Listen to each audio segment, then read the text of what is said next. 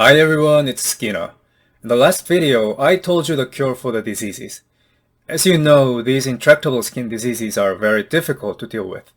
In this video, I will tell you how to deal with and judge for each specific situation as a patient.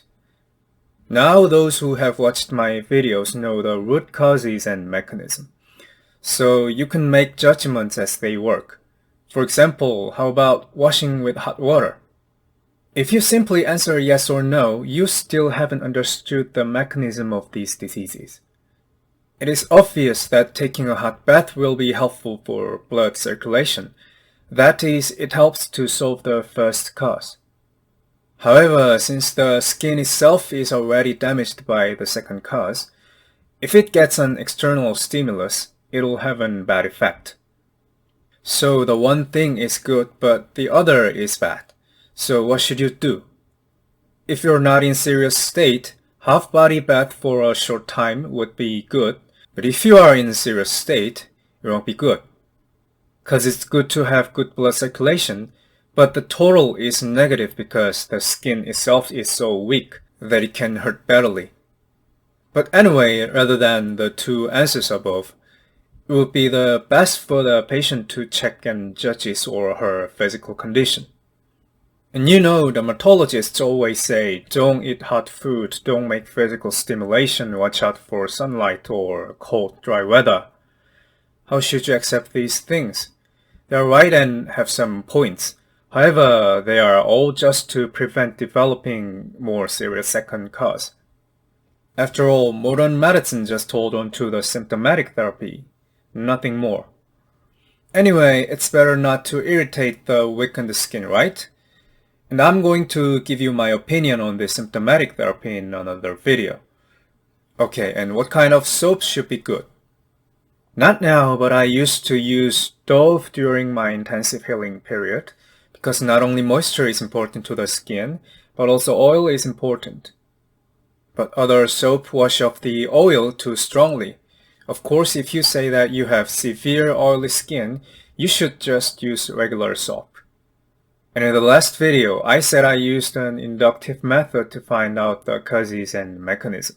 But when thinking about how to deal with it, I said I used the deductive method. The time for this deduction process was usually internet search. So it took very short time against the induction process that took more than 10 years. The answer I gave you was aspirin and nattokinase, but you can try another deduction. Now let's think about it again this time, creatively. I've watched a documentary film before, and in the film, creatures like mosquitoes, vampire bats, and leeches secrete substances that dissolve the blood of the prey to prevent the blood from coagulating when sucking blood, that is, to prevent the formation of the blood clots. Then, why not use or make the substances into medicines? Sure, it's possible. So there are something called medical leeches. Though I haven't tried it yet because the affected area is in my face, so maybe I could get some scars. If you search on the internet for medical leeches, it is said that it's effective for skin diseases such as atopic dermatitis. For your information, I'm not a medical leeches seller. Anyway, like this, by knowing exactly what the causes are, you can hit the accurate targets. Besides this, you can find a lot of information. For example, there are many nutritional supplements or something like these that dissolve blood clots or thin blood. So you can take whatever you want to suit your own condition. But the reason why I recommended aspirin and nattokinase is not only for its accurate response to the first cause, but also its cheap price, safety, and easiness of getting.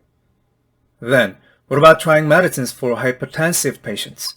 Of course I think it'll work, but I think it's too much, because it's originally meant to treat for hypertensive patients. And I don't think it's good if you just use medicines rashly. And even if you solve the first cause with these medicines, the damaged skin, that is, the second cause, will not be immediately solved but take some time. So after all, it takes a lot of time, so I don't think it's balanced to use such a powerful medicines right away. Then what about laser treatment? I was also recommended by a doctor, but in my personal opinion, it's better not to do it to cure the diseases. because it's not on news a lot, but I heard there are many side effects, or I've heard some people say that temporarily it got better and came back in a few months. In fact, it's a natural consequence from not solving the first cause. However, for other reasons, not for the skin diseases, if the blood vessels have developed and you want to remove them, it may be okay to consider getting it conservatively.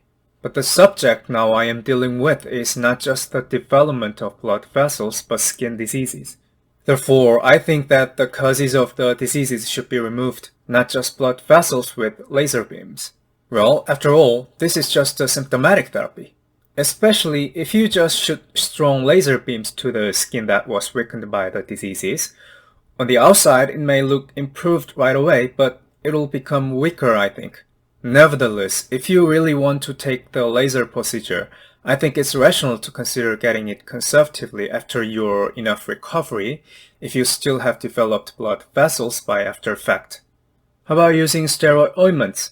If you simply answer yes or no to this, you have not fully understood the mechanism of these diseases. First of all, steroid ointments work temporarily, and there is a risk of side effect if abused. And even though Protopic and Aludel are said not to have tolerance and side effects, I've often seen people with tolerance and side effects.